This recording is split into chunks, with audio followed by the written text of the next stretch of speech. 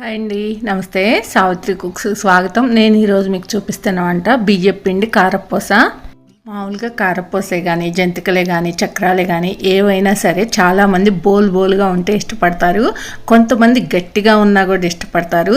ఇలా గట్టిగా ఉండి తినటానికి టేస్టీగా ఉండాలి అంటే ఇలా బియ్యం పిండిలో మినుములు వేసి చేసుకుంటే కారపూస ఎలా ఉంటుందో నేను చేసి చూపిస్తాను. మీరు కూడా చూసి తప్పకుండా ట్రై చేయండి. ఈ కారపూస అస్సలు ఆయిల్ కూడా తీయదు. ఇంక ఇప్పుడు ఎలా చేసుకోవాలో చూద్దాం. ఎప్పుడు బియ్యం పిండి, పొడి బియ్యం పిండి అని చెప్తూ ఉంటాను కదా నేను మీకు. ఆ పొడి బియ్యం పిండి ఎలా చేసుకోవాలో కూడా చేసి చూపిస్తాను ఈరోజు మీకు. ఇంక ఇక్కడ నేను 2 కేజీలు రేషన్ బియ్యం తీసుకున్నాను. వీటిని శుభ్రంగా 2-3 సార్లు వాటర్ వేసేసి కడిగేసుకొని ఇలా వెంటనే వడబుట్టకు వేసేసుకోండి. బియ్యం అనేవి మనకి నానాల్సిన అవసరం లేదు. ఈ బియ్యంలో వాటర్ అంతా కూడా శుభ్రంగా ఒడిచిపోయిన తర్వాత ఒక కాటన్ క్లాత్ వేసేసుకొని పల్చగా వేసి ఆరబెట్టేసుకోవాలి. ఎండ ఉంటే కనుక ఎండలో ఆరబెట్టుకోండి. ఒక్క పూటలోనే ఆరిపోతాయి. ఒకవేళ ఎండ లేదు అనుకుంటే ఫ్యాన్ కింద అయినా ఆరబెట్టుకోవచ్చు. మనం బియ్యం నానలేదు కాబట్టి ఎలాగైనా త్వరగా ఆరిపోతాయి. ఇంక ఇప్పుడు స్టవ్ వెలిగించుకొని కడాయి పెట్టేసుకొని మనం 1 కేజీ బియ్యంతో కారపూస చేసుకుందాం అనుకుంటుంటే కనుక ఒక 150 గ్రాముల వరకు మినుములు వేసి వేయించుకోవాలి. ఈ మినుములేమి మరీ మినపసున్నికి వేయించుకున్నట్టు వేయించుకోవాల్సిన అవసరం లేదు. కొంచెం మంచి స్మెల్ వచ్చే వరకు వేయించుకొని తీసేసుకోండి. ఇంక ఇప్పుడు ఇక్కడ బియ్యం కూడా ఆరిపోయాయి. ఇప్పుడు ఇందులోనే మనం వేయించుకున్న మినుములు కూడా వేసేసి నేనైతే ఈ పిండిని మిల్లుకు పంపిస్తున్నాను. మీరు ఏదైనా కొంచెం చేసుకుందాము అనుకునేటైతే కనుక మీరు పట్టుకుందాము అనుకుంటే మిక్సీలో అయినా పట్టుకోండి, కానీ మిల్లులో పట్టినంత మెత్తగా అయితే మాత్రం పిండి రాదు. ఇంక ఇప్పుడు ఈ బియ్యాన్ని నేను మిల్లుకు పంపించేస్తాను. ఇంక పిండి కూడా వచ్చేసింది మనకి. ఈ పిండి అంతా కూడా ఒక్కసారి జల్లించేసుకుందాం.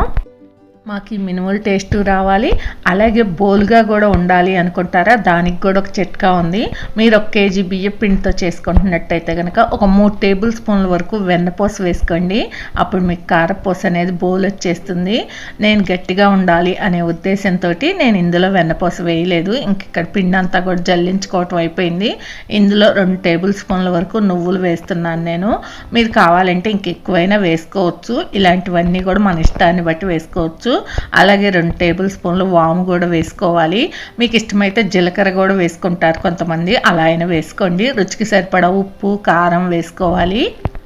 ఇవన్నీ కూడా పిండిలో బాగా కలిసిపోయేలాగా ఒకసారి అంతా బాగా కలిపేసుకోండి. ఇలా కలిసిన తర్వాత ఒక్కసారి ఉప్పు చూసుకోండి. ఏమైనా తక్కువైతే చూసి వేసుకోండి, ఉప్పు కానీ కారం కానీ. ఇంక ఇప్పుడు వాటర్ వేసుకొని కొంచెం కొంచెంగా కలుపుకోవాలి. ఇంకొక విషయం ఏంటంటే మనం ఇందులో డైరెక్ట్గా మినుములు వేసాం కాబట్టి కొంచెం కారపూస కూడా కలర్ తేడా ఉంటుంది. ఇంక ఈ పిండి అంతా కూడా ఇలా కొంచెం కొంచెంగా కలిపేసుకొని పక్కన పెట్టేసుకోండి. ఇంకా స్టవ్ వెలిగించుకొని కడాయి పెట్టేసి డీప్ ఫ్రైకి సరిపడా ఆయిల్ వేసుకోవాలి. ఇలాంటివి చేసుకునేటప్పుడు ఆయిల్ మాత్రం బాగా హీట్ అయ్యి ఉండాలన్నమాట. ఇంక ఇక్కడ చూడండి, కారపూస రేకు వేస్తున్నాను నేను. మీరు దీంతోనే కావాలంటే చక్రాలు ఏదైనా ఒత్తుకోవచ్చు, మీ ఇష్టము.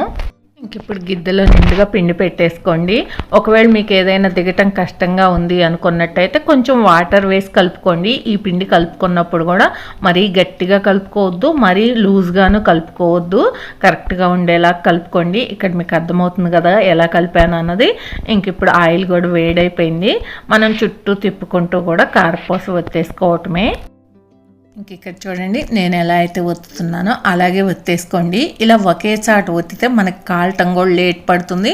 ఒక పక్క కాలుతుంది, ఒక పక్క కాలకుండా ఉంటుంది. ఇలా మనం చుట్టూ తిప్పుకుంటూ కనుక ఒత్తుకున్నామంటే చక్కగా విడివిడిగా పడి త్వరగా కాలుతుంది. ఇలా కాలిన తర్వాత రెండో వైపుకి తిరిగేసుకోండి. ఇది ఉడికినట్టు మనకి ఆయిల్ ఉడకటం ఆగిపోతుంది. అది చాలా వీడియోస్లో కూడా నేను చెప్పాను, అర్థమైపోతుంది మనకి. ఇంకా అలాగే క్రిస్పీగా ప్రతిదీ కూడా వేయించేసి తీసేసుకోండి. అంతే, ఎంతో టేస్టీగా గట్టిగా కరకరలాడే టేస్టీగా ఉండే కారపూస రెడీ అయిపోయింది. మరి మీరు కూడా తప్పకుండా ట్రై చేయండి. ఇది ఒక 25 నెలల రోజుల వరకు నిల్వ కూడా ఉంటుంది. డబ్బాలు స్టోర్ చేసుకున్నామంటే ఇలాంటివి చేసి పెట్టుకుంటే పిల్లలకి ఎదురు చూడకుండా చక్కగా ఇచ్చేస్తే తినేస్తారు. మీకు ఈ వీడియో నచ్చితే ప్లీజ్ లైక్ చేయండి, షేర్ చేయండి, సబ్స్క్రైబ్ చేయండి. Thank you for watching. By.